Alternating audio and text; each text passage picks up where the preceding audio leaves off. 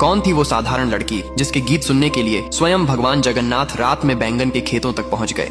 उड़ीसा की पवित्र भूमि में एक साधारण बैंगन बेचने वाला व्यक्ति रहता था, जिसकी एक बालिका थी, भोली, निश्छल और प्रेम से भरी हुई। संसार की दृष्टि में वह बस एक गरीब सब्जी वाली थी, पर भीतर उसका हृदय भक्ति के रत्नों से भरा था। उसे संत जयदेव गोस्वामी के गीत गोविंद के पद इतने प्रिय थे कि वह दिन रात उन्हें गुनगुनाती रहती थी। उसके स्वर में कोई शास्त्रीय लय नहीं थी, पर भक्ति की मिठास थी जो सीधे भगवान जगन्नाथ के हृदय तक पहुंचती थी। वह अपने माता पिता की सेवा करती, घर का सारा काम निपटाती और फिर प्रेम से जयदेव जयदेव गाती रहती। एक दिन पूर्णिमा की रात उसके पिता ने उसे पुकारा, बेटी, चांदनी अभी उजली है, जाकर बैंगन तोड़ ला, सुबह मंडी में ले जाना है।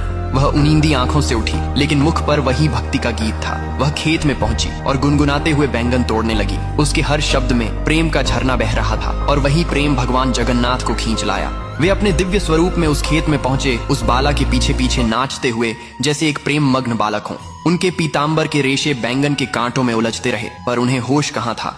भक्ति का नशा दोनों ओर था। भक्त और भगवान दोनों एक दूसरे में खोए हुए थे। सुबह जब जगन्नाथ मंदिर के पट खुले तो राजा ने देखा कि भगवान का नया पीताम्बर फटा हुआ है। उसे लगा पुजारी ने धोखा दिया है। उसने क्रोधित होकर पुजारी को कारागार में डाल दिया। बेचारा पुजारी रोता रहा, प्रभु, मैं निर्दोष हूँ। उसी रात राजा को स्वप्न में स्वयं भगवान जगन्नाथ प्रकट हुए।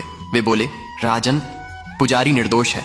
मेरा पीताम्बर तो बैंगन के कांटों में उलझ गया था जब मैं अपने भक्त की भक्ति सुनने गया था। उस बालिका की गायन भक्ति ने मुझे बांध लिया था।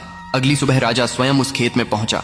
वहां सचमुच पीताम्बर के सुनहरे रेशे कांटों में लिपटे थे। राजा की आंखों से आंसू बह निकले। उसने पुजारी को सम्मान के साथ मुक्त किया और प्रण किया कि गीत गोविंद का पाठ अब प्रतिदिन भगवान जगन्नाथ के समक्ष होगा। उस दिन से जगन्नाथ मंदिर की मंगला आरती में जयदेव के पद गूंजने लगे। उस प्रेममयी बालिका की भक्ति की स्मृति में, जिसके निष्कपट गीतों ने स्वयं भगवान को धरती पर उतार लाया था। जय जगन्नाथ।